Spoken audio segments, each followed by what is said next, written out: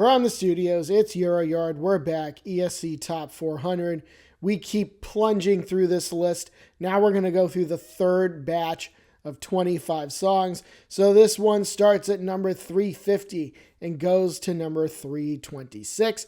Now, as we do at the start of these videos, if you've already seen the first two, I'm not telling you anything you don't already know, but for those who haven't been so up to date, we'll catch you up on this. So Euroyard, we have watched or listened to every single Eurovision song multiple times. The number of songs that we have scored through 2025 is 1,757. That is a lot of Eurovision songs, and we include 4 more than most other sites do because they had the pre-qualification for Mill Street back in 1993. 4 songs didn't qualify. We include them in this calculation. And as far as how we calculate the songs, our rubric is very complicated. Maybe you should see it sometime, but that spreadsheet is proprietary and I'm not showing it to anybody. Overall impression and engagement, vocals, composition and lyrics, and staging. We put all of that together, and that is how we figure out the best Eurovision songs of all time. It's also how we figure out the worst Eurovision songs of all time, but that's for a whole other set of videos. Today we're focusing on the good. So we're going to start right at the top, number 350. So at number 350, starting this batch, it's Norway's very first entry from 1960. The song is called Voi Voi by Nora Brokstedt. So the song title literally means wow, wow. So Voi is wow. They went the fun route with this, or at least what could be construed as fun, back in 1960. This was only the 5th Eurovision Song Contest that this song took part in. There hadn't been a lot of songs like it in the contest that had that kind of fun, peppy vibe, I guess you want to call it. So Nora, she carved out her own lane with this one. So number 349, welcome to the list, Albania. So this song is called Mall. This was their 2018 entry in Albania, and Bush Peppa, he sang his ass off in this song. The title translates to yearning. It was a really different sound for Albania.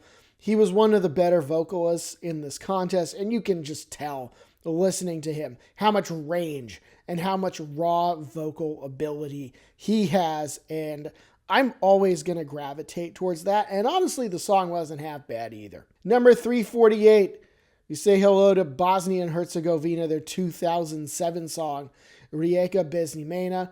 So the song title translates to A River Without a Name. So for a song that was about sorrow and pain, she made it sound really pretty.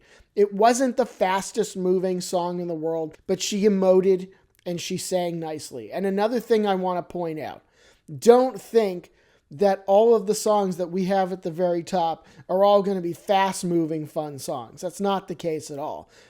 A song that's slower moving and that's a ballad can be really good. And I hope that you will see over the course of this list a good mixture of different styles of music. For number 347, we go to Luxembourg, their 1966 entry, Ce soir je t'attendais by Michel Thor.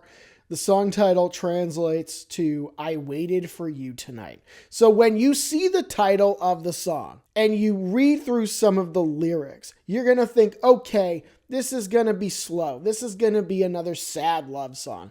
But that's not what it ends up being at all. So the beat and the orchestral intro to the song are both really good. I also particularly like the chorus of the song.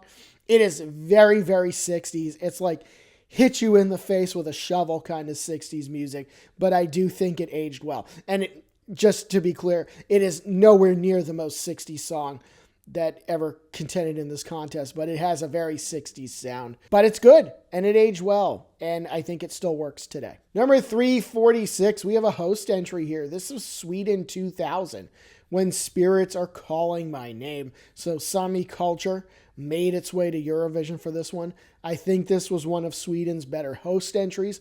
I think I have one Swedish host entry in front of it. You'll just have to keep watching these videos to find out what it is.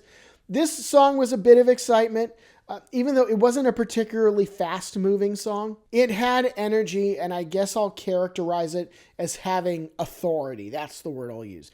He was singing about a subject that's close to his heart, and it carried through. We're going to stay in Sweden for number 345.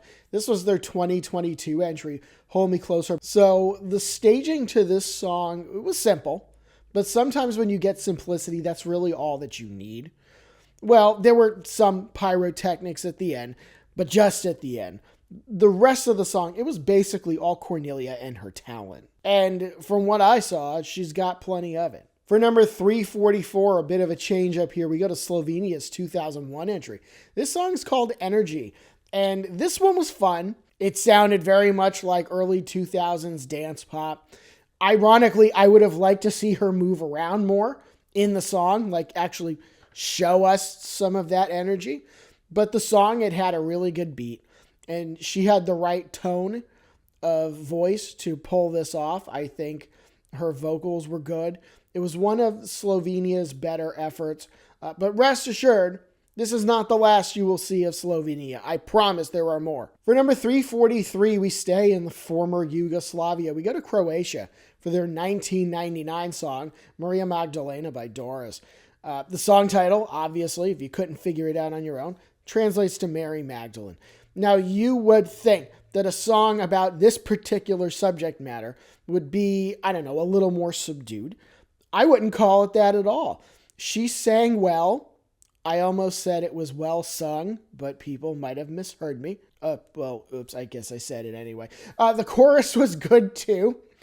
So definitely check this one out. For number 342, it's Czechia, their 2019 entry, Friend of a Friend by Lake Malawi. Now, not everybody out there likes this song, but my stance on that is, hey, you know what? If you have a problem, take it up with Consumer Affairs.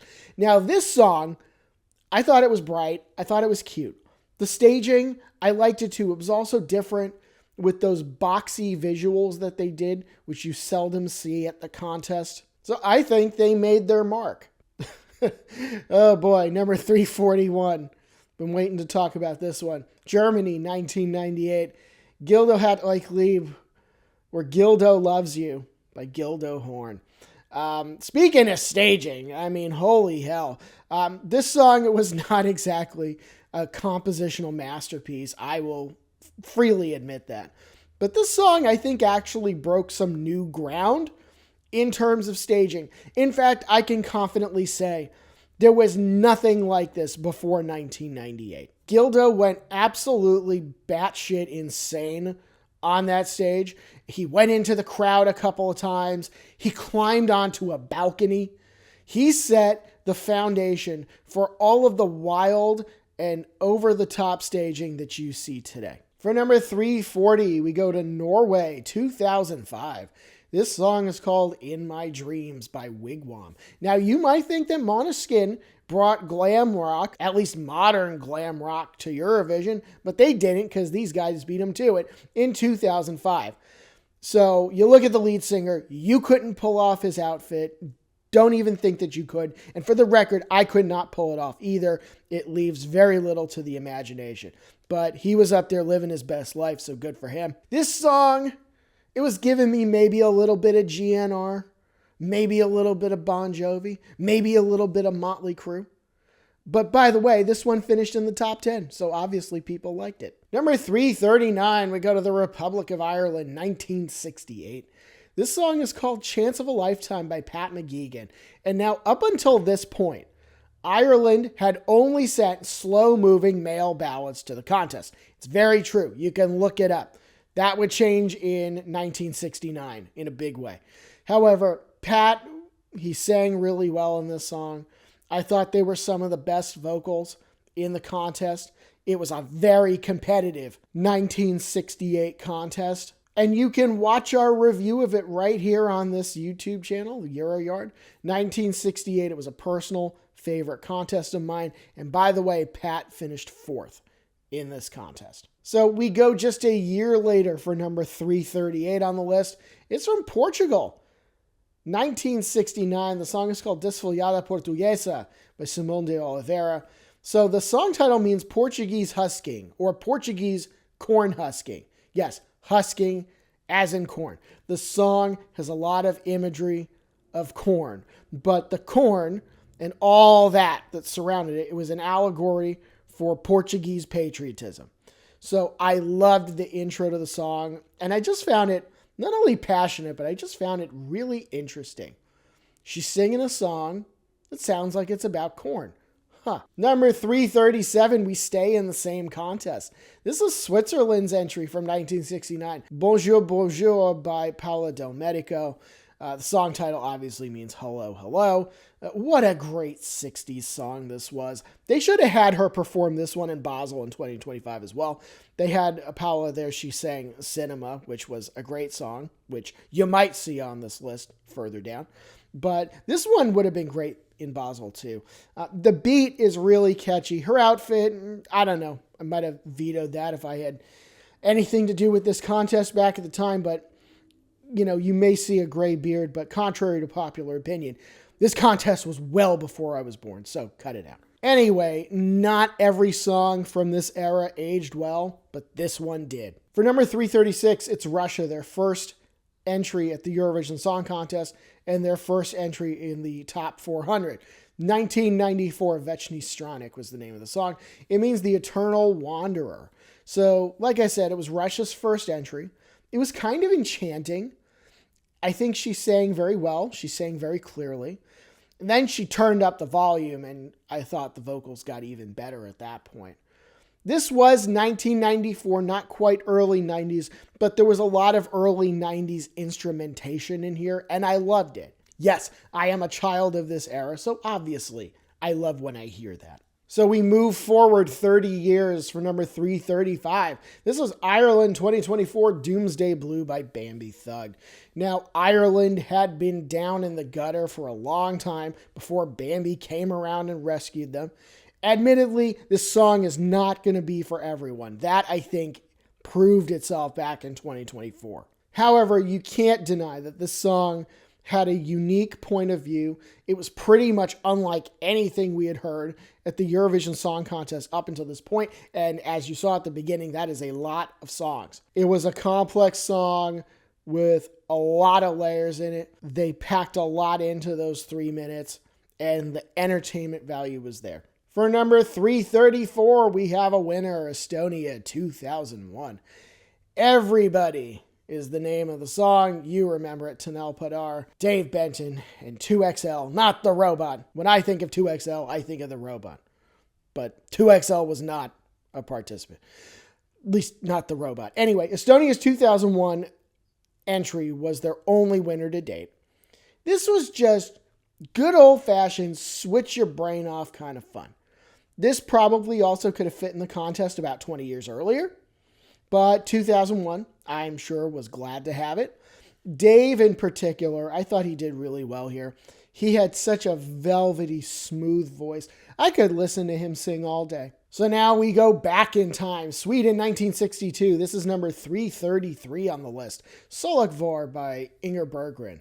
The song title means sun and spring in Swedish. So I'll tell you that this song was going to be a little higher on the list, but it ended up losing a few points. The end of the song came a little bit unglued, admittedly.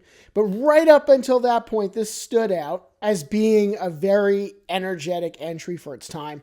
The orchestra really helped make this one pop, and she also had a pretty voice, which helped. And now we pull back into the present. Switzerland 2025 is at number 332. The song is called Voyage, which means voyage. Shocking. I didn't expect to like this one, but I did. I did quite a lot, to be honest with you. This was one of the more pleasant, just straight up pleasant songs that I've heard at modern Eurovision. It's comforting in a way. As for the staging, I thought it was great. When the song hits its climax and then you have the fast camera movements, that really sealed it for me. It was a great host entry that probably could have been good enough to win. So number 331, welcome Moldova, 2007, Fight by Natalia Barbu. So there's a great intro to this song. I really like the vibe. You got violin rock going on. So yeah, it was working for me. She did a great job. Moldova, they have sent some real interesting songs to the contest in the last 20 years or so, haven't they? Well, here's another one, number 330. Going 3 years into the future, 2010, Runaway by Sunstroke Project and Oliatira. So here's another one. This is the song with Epic Sax Guy himself. That is not the reason that this song is here. Of course, Epic Sax Guy, very memorable. I'm sure if you're in the Eurovision bubble and have been in the last 15, 20 years, you know who that is. But the beat to this song is great, and it's really not too far off of the sort of stuff that I would listen to. The sax guy, he got all the notoriety out of it, but as a full package, this song, I think, deserved much better than 22nd place. And now we go back in time to Norway 1962. At number 329, it's Come Sol, Come Rain by Inger Jacobsen. So the song means Come Sun, Come Rain. So now every time that I've scored this song, I've had it fairly high in terms of percentile where it landed on the main list. I think I've used the word intriguing to describe it a few times. I love her voice. To me, it just sounds so smooth, so clear, and it sounds like she can project a lot of power.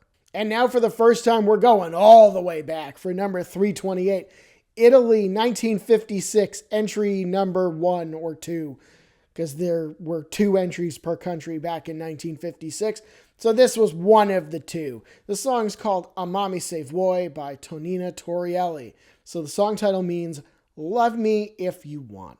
So this is an old, iconic Italian sound. And let me tell you, her vocals were good enough to go along with what I probably would have found a really romantic song back in 1956. That's if I were around 70 years ago, which, again, I know the beard is a little gray, but I was not. Just 2 to go now. Number 327. We move a little closer to the present. France, Je n'ai que mon âme by Natasha St. Pierre. The song title means I only have my soul. So I keep saying it, and I will continue to say it. France knows what they're good at, which is why they do it a lot. France knows ballads, and they never seem to have trouble finding singers with big voices that can pull them off. Natasha was no exception to this, and this song rightfully did well back in 2001. And for now, the last song in this batch, it's Ukraine 2013. Number 326, it's Gravity, and this song seemed to have some elements of what I would call being grand. She did stay in one place, and yet the energy level of the song never really seemed to be up for debate. Towards the end, she really started belting it out, so it soared up my rankings in terms of the vocals. And that was another 25 songs. We got 75 down, 325 to go on Euroyard. Like and subscribe. Follow us on social media. We'll see you soon.